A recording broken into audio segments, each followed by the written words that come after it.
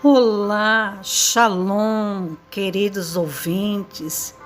Se esse audiolivro chegou até você e se você quiser ajudar outras pessoas, compartilhe com outras e se inscreva no canal, ative o sininho das notificações para que haja mais repercussão de outros vídeos como esse. Então, vamos à leitura no capítulo 1, Comunhão com o Espírito Santo. Por quê? Paulo escreveu em 2 Coríntios 13:13 uma bênção aos cristãos de Corinto.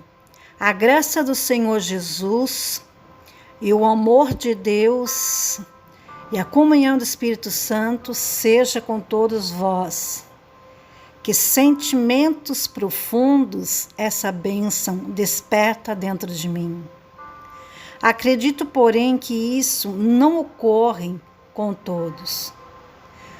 As inúmeras bênçãos que essas palavras podem conferir estão desaparecendo dos corações hoje em dia. Um pouco mais adiante, voltarei ao que está por trás desta declaração, mas primeiro, deixe-me descrever quais são essas bênçãos. A graça de Jesus. O significado original da palavra grega, graça, era o máximo em beleza.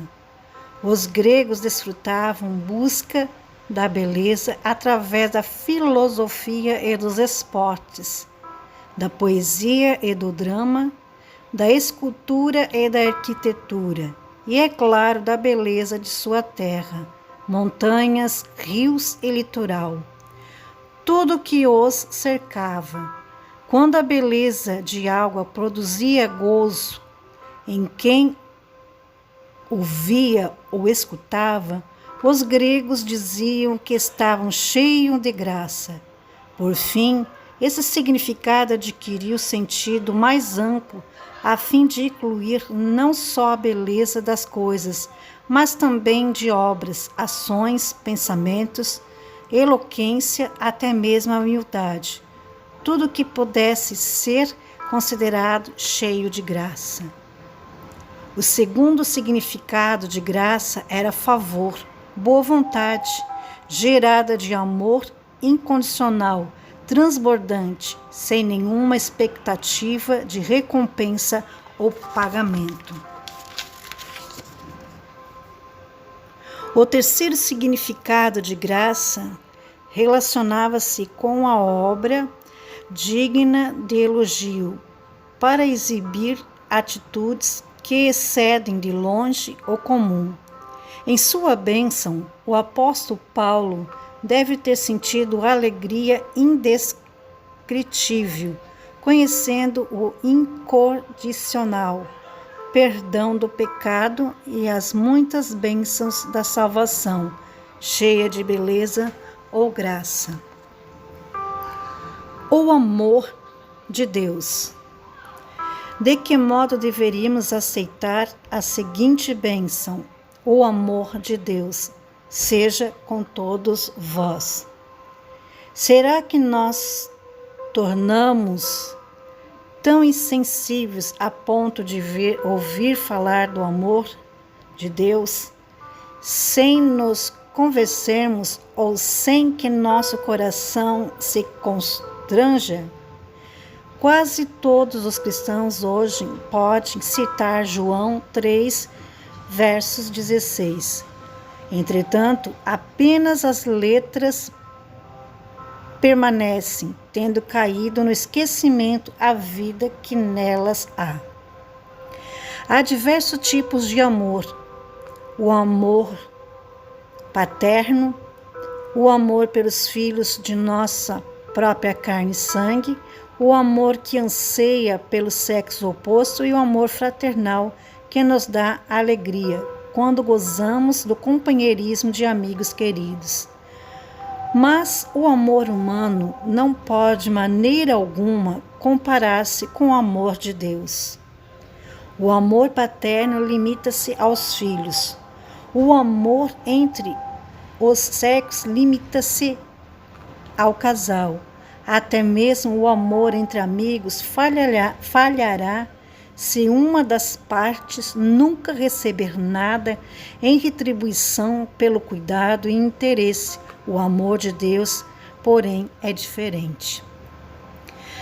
Na língua grega, amor divino refere-se a um tipo de amor que se sacrifica totalmente pelo objetivo do seu amor, reconhecendo seu precioso valor.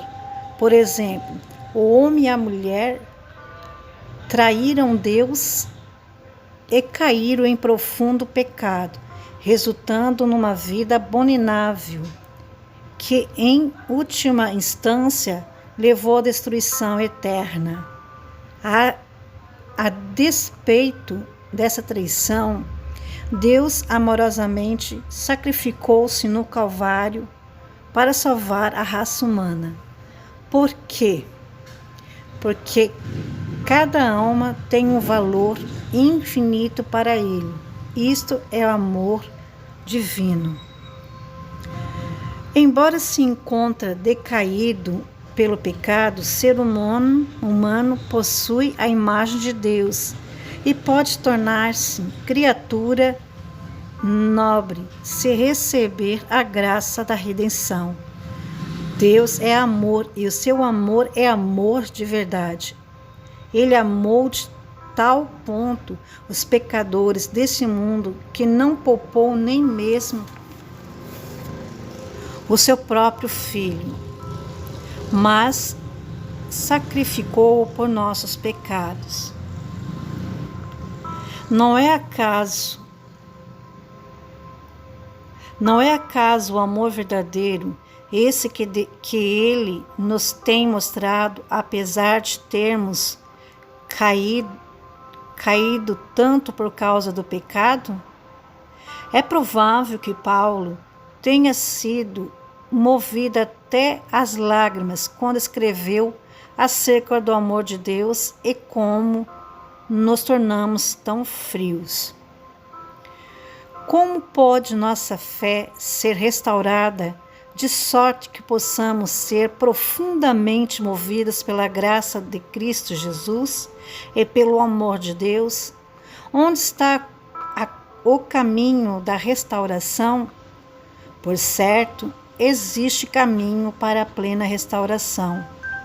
Há uma resposta para o clamor de nosso espírito, e ela se encontra na comunhão com o Espírito Santo, que derrama toda graça e amor em nosso espírito mediante a sua comunhão conosco. A comunhão do Espírito Santo. Comunhão significa comunicar-se com alguém, viajar juntos, transportar-se junto. O esplêndido desenvolvimento dos transportes tem feito do mundo moderno uma grande aldeia global. Por meio de rápido e conveniente sistema de transporte, pessoas de todo o mundo compartilham o que é necessário para satisfazer suas necessidades culturais, políticas, econômicas, militares e científicas. Não é exagero dizer que podemos medir uma civilização pelo desenvolvimento de seu sistema de transporte. Suponhamos que esse global sistema de transporte fosse de um momento para o outro levado a uma paralisação. O mundo inteiro se tornaria um verdadeiro inferno. Quase todo tipo de trabalho terminaria por paralisar-se. As cidades sofreriam fome e frio quando o alimento e os estoques do combustível tivessem acabado. As áreas rurais e as fábricas seriam inundadas de montanhas de produtos agrícolas e mercadorias em estado de decomposição, visto que os canais de comercialização estariam destruídos. O importante não é uma comodidade que possa dispensar, ele é necessário ao bem-estar humano. De igual modo, a comunhão do Espírito Santo é um viajar diário e constante ao companheirismo dele. É essencial ao nosso bem espiritual. A medida da nossa fé está na proporção direta de nossa comunhão com o Espírito Santo. Mediante esta comunhão, recebemos bênçãos espirituais e lhe falamos de nossos sinceros desejos. Embora a graça de Jesus Cristo e o amor de Deus sejam imensuravelmente abundantes no céu, eles são inúteis para nós se não nos alcançarem. De modo semelhante, embora tenhamos coração cheio de bons desejos, se o Consolador não nos ajudar a comungar com Deus pela oração, não podemos orar como convém. A Bíblia é clara na confirmação desse fato. Ora, o Senhor esquadrinha os vossos corações ao amor de Deus e à constância de Cristo. Tessalonicenses 2, 3 e 5.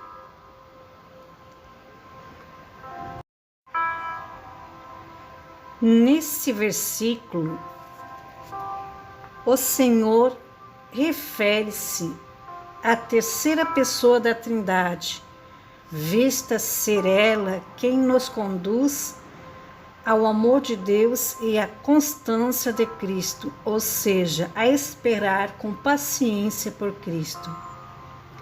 Por mais que sejam abundantes a graça de Jesus Cristo, o amor de Deus, se o Espírito Santo não encaminhar nosso coração a tal graça e amor, nossa fé será expressa por palavras vazias. Se o Consolador não nos ajudar a comungar com Deus, nosso coração será como os fariseus, carente de vida por completo. A Bíblia ensina com clareza que o Espírito nos assiste em nosso coração. Da mesma maneira, também o Espírito Santo ajuda as nossas fraquezas. Não sabemos o que havemos de pedir como convém, mas o mesmo Espírito intercede por nós com gemidos inexpressivos. Romanos 8, 26. O versículo 20 da carta de Judas também ressalta o lugar do Espírito em nossa vida de oração. Mas vós, amados, edificai-vos sobre a vossa santíssima fé, orando no Espírito Santo. A palavra comunhão, usada por Paulo em sua bênção aos Coríntios, a comunhão do Espírito Santo seja com todos vós, tem implicações profundas. A palavra grega tem dois significados importantes. Primeiro, companheirismo. O primeiro significado refere-se ao companheirismo na base de íntima amizade. Sem companheirismo com o Espírito Santo, não pode haver vida espiritual, não há fé com poder e vitória. A igreja primitiva era abundante em oração fervorosa, em paixão transbordante, em rica vitalidade e ação de graças. Jorrava como uma fonte o resultado do seu companheirismo com o Consolador, porque os cristãos atuais aceitam meras formalidades exteriores de religião, cerimônias de adoração áridas ou veem a igreja como lugar de encontros sociais. Este vazio tem deixado os jovens cansados do cristianismo, da sua forma de piedade. Eles se desiludiram porque a igreja perdeu sua vida espiritual.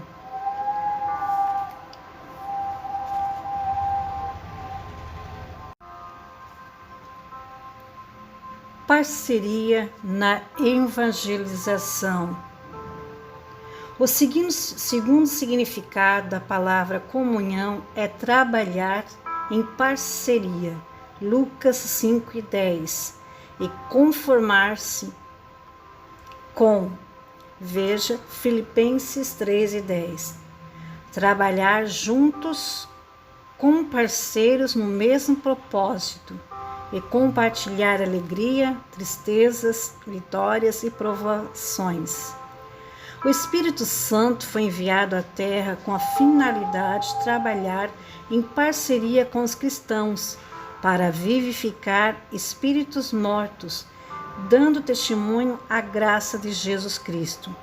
Antes de deixar este mundo, Jesus disse a seus discípulos: quando vier o Consolador, que eu da parte do Pai vos enviarei, o Espírito da verdade, que procede do Pai, ele testificará a mim. E vós também testificareis, pois estáis comigo desde o princípio. João 15, 26 e 27.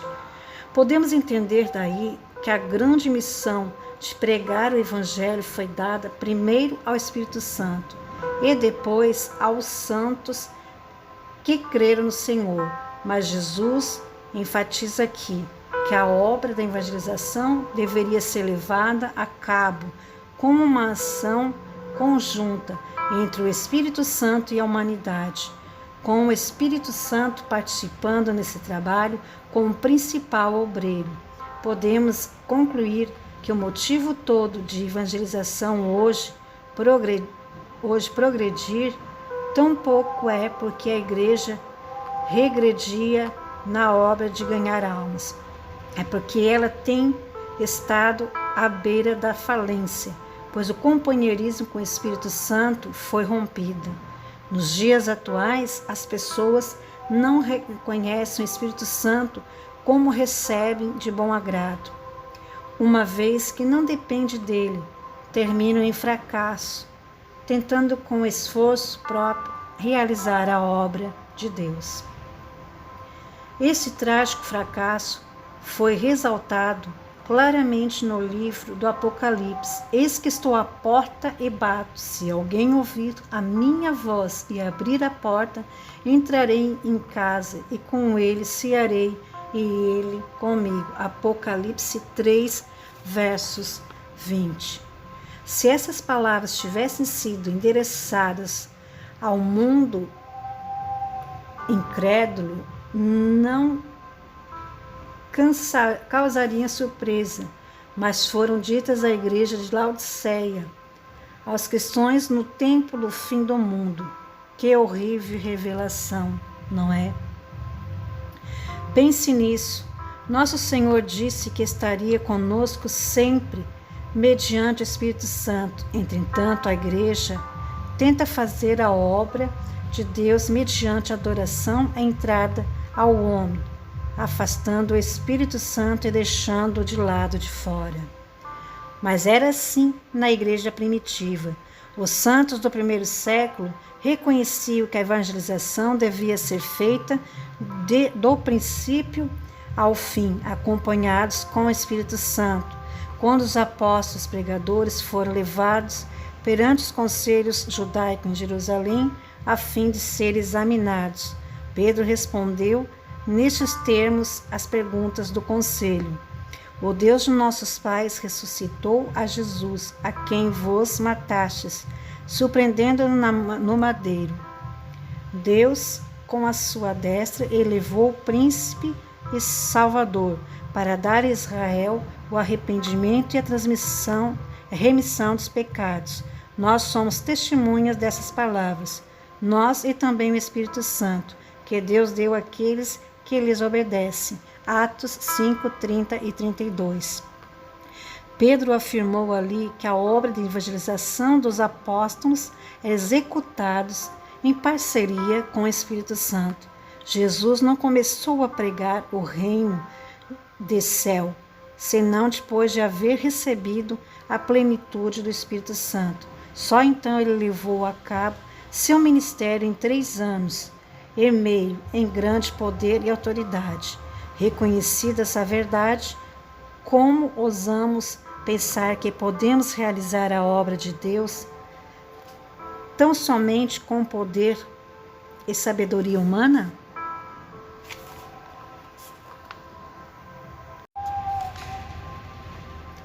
A bênção e o sucesso em nossa vida de fé e de pregação do Evangelho também estão em proporção direta à profundidade do companheirismo com o Espírito Santo.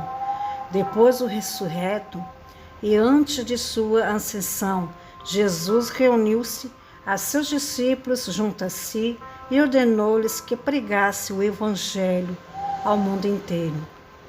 Portanto, ide e fazei discípulos de todos os povos, batizando-os em nome do Pai, do Filho e do Espírito Santo, ensinando-os a guardar todas as coisas que eu vos tenho mandado. E certamente estou convosco todos os dias até a comunhão do século. Mateus 28, 19 e 20. Mas, depois de lhes haver dito isso, o Senhor não mandou que começasse a pregar o Evangelho de imediato. Disse-lhes que a pregação do Evangelho não poderia ser feita sem a companhia do Espírito Santo.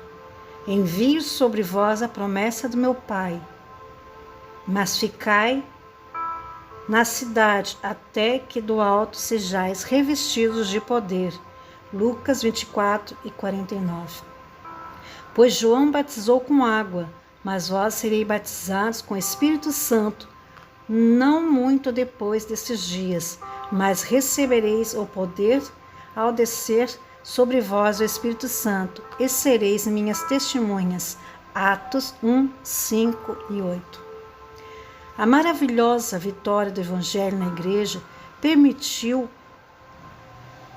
primitiva ocorreu porque os discípulos obedeceram a ordem de Jesus de modo incondicional. Eles ficaram em Jerusalém até que foram cheios do Espírito Santo, então pregaram. Glória a Deus. O livro de Atos diz clara e repetidamente que o Evangelho era pregado tendo a companhia do Espírito Santo. Em Atos 8, encontramos o diácono Filipe, que desceu a Samaria e conduziu reuniões de avivamento nas quais uma grande multidão arrependeu-se e foi salva. Inúmeras pessoas foram curadas. Grandes milagres e maravilhas foram realizados e era abundante a igreja. No meio deste grande reavivamento, um anjo apareceu de repente a Filipe e lhe disse que fosse para o sul, em direção a Gaza. Quão diferente é a vontade de Deus da vontade do homem. Poderia parecer-nos que o diabo havia tentado a Filipe com uma revelação errada. Por que deveria ele deixar aquelas reuniões vitoriosas e ir para um deserto? Porque Filipe trabalhava de parceria com o Espírito Santo. Ele tinha certeza de que essa ordem era de fato dada pelo próprio Consolador. Obediente, ele deixou as reuniões em Samaria e foi para o deserto pela fé, não sabendo bem para onde ia, mas o Espírito havia planejado o alcance de todo o continente africano pelo alcance de um etíope, a quem Filipe encontraria. Eis como a Bíblia descreve a cena. Levantou-se Filipe e foi. No caminho viu um etíope, eunuco e alto funcionário de Candace, rainha dos Antíocos, o qual era superintendente de todos os seus tesouros. e tinha ido a Jerusalém para adorar. Regressava e, assentado no seu carro, lia o profeta Isaías, Atos 8, 27 e 28. O Espírito Santo enviou Filipe ao deserto a fim de pregar o evangelho da salvação a uma alma preparada. E com isso o etíope foi salvo.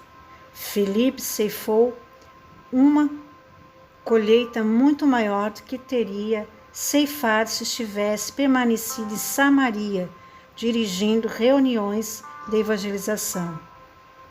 Não deveríamos negligenciar nem desprezar o que parecem ser pequenas obras do Espírito Santo. Não temos a mínima ideia de que ele pode estar planejando. A palavra do Espírito Santo a Filipe foi até mais específica. Disse o Espírito Santo a Filipe: chega-te e ajunta-te a esse carro. Atos 8, 29. Guiado dessa maneira, Filipe aproximou-se do carro no momento e no lugar exato quando o eunuco etíope lia o capítulo 53 de Isaías, a profecia do sofrimento de Cristo para a nossa expiação, que é a orientação maravilhosa e horário apropriado. Depois de ouvir a explicação, o etíope recebeu Jesus como Salvador, havendo ele chegado ao lugar onde havia água, foi batizado. O que ocorreu depois dessa mostra, quão poderosa pode ser o companheirismo com o Espírito Santo na obra da pregação do Evangelho. Quando saímos da água, o Espírito do Senhor arrebatou a Filipe. Quando saíram da água, o Espírito Santo do Senhor arrebatou a Filipe e não viu mais o eunuco, mas jubiloso continuou o seu caminho. Atos 8, 29. O Espírito do Senhor arrebatou a Filipe, isto é, verdadeiro companheirismo. Muito bem, queridos ouvintes, deixo esse capítulo para a vossa meditação e assista até o final. Se você puder adquirir, você pode encontrar nas livrarias públicas, livrarias para comprar, ou também você pode adquirir nas bibliotecas públicas da sua cidade. Eu recomendo a fazer essa leitura do O Espírito Santo, meu companheiro, do pastor David Yug Chu. Gente, esse é o audiobook, tá? Amanhã estarei trazendo o segundo capítulo, ok? Não se esqueçam, deixa aí o seu like, seu gostei e comente aí a respeito sobre essa leitura e deixa aí um hashtag, enfatiza aí algo que te chamou a atenção e deixe na descrição que eu estarei lendo aí a sua mensagem e estarei dando o coraçãozinho para você, para vossa edificação, ok? Então, um beijo no coração e até mais, se assim Deus de Israel nos permitir.